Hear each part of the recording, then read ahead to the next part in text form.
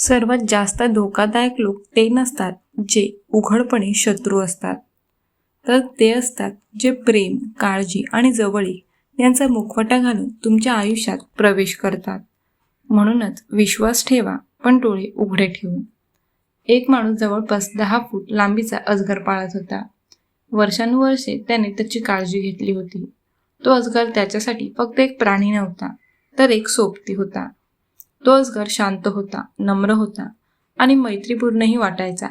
त्या माणसाला तो घरातील सदस्यासारखाच वाटत होता. बराच काळ सगळं काही सुरळीत चाललं होतं. एक दिवस अचानक काहीतरी बदलायला लागलं. अजगराने अचानक खाणं पिणं बंद केलं. 1 दिवस, 2 दिवस, 3 दिवस. एकही घास त्याने घेतला नाही. काळजीत पडलेल्या त्या माणसाने त्याला आवडणारं सगळं काही खाऊ घालण्याचा प्रयत्न केला, पण काहीच उपयोग झाला नाही. अजगराने एकही घास घेतला नाही आणि मग एक विचित्र गोष्ट घडू लागली. तो वारंवार त्या माणसाभोवती विळखा घालू लागला, दिवसातून अनेक वेळा. त्या माणसाला वाटलं, हा त्याच्या प्रेमाचा आणि विश्वासाचा पुरावा आहे. जवळीक दाखवण्यासाठी त्याची पद्धत आहे. मग मनाच्या कुठेतरी काहीतरी चुकत असल्याची जाणीव होत होती. काय करावं समजेना, म्हणून त्याने एका अनुभवी अजगर तज्ज्ञाला बोलावलं.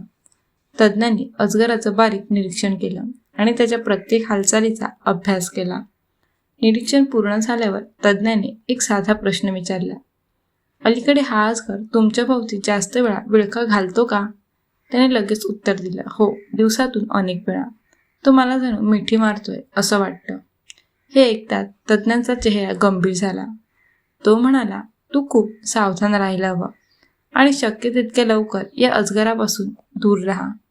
आश्चर्यचकित होऊन तो माणूस म्हणाला, पण हा तर माझा मित्र आहे. मी इतकी वर्ष त्याची काळजी घेतली आहे. मग मी त्याच्यापासून दूर का राहू? तज्ज्ञाने जे सांगितलं ते ऐकून तो पूर्णपणे हादरला. तो तुझ्यावर प्रेम दाखवत नाहीये. तो जेव्हा तुझ्याभोवती विळखा घालतो तेव्हा कदाचित तो तुझा आकार मोजत असतो. आणि तो खाणं का टाळतोय याचं कारणही अगदी साधं आहे. कदाचित तो एक खूप मोठ्या शिकारीची तयारी करत आहे. काही दिवस उपाशी राहून तुझ्याभोवती विळखा घालत राहणं, तू त्याची शिकार होऊ शकशील का याचा अंदाज घेण्याची त्यांची पद्धत असू शकते. तो माणूस पूर्णपणे स्तब्ध झाला. त्या क्षणी त्याला एक गोष्ट उमगली. ज्याला तो प्रेम समजत होता तो कदाचित प्रेम नव्हतंच. कदाचित तो हल्ल्याची तयारी करत होता.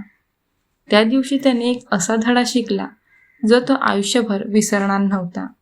तुमच्या जवळ येणारी प्रत्येक गोष्ट चांगल्या हेतूनेच येते असं नसतं.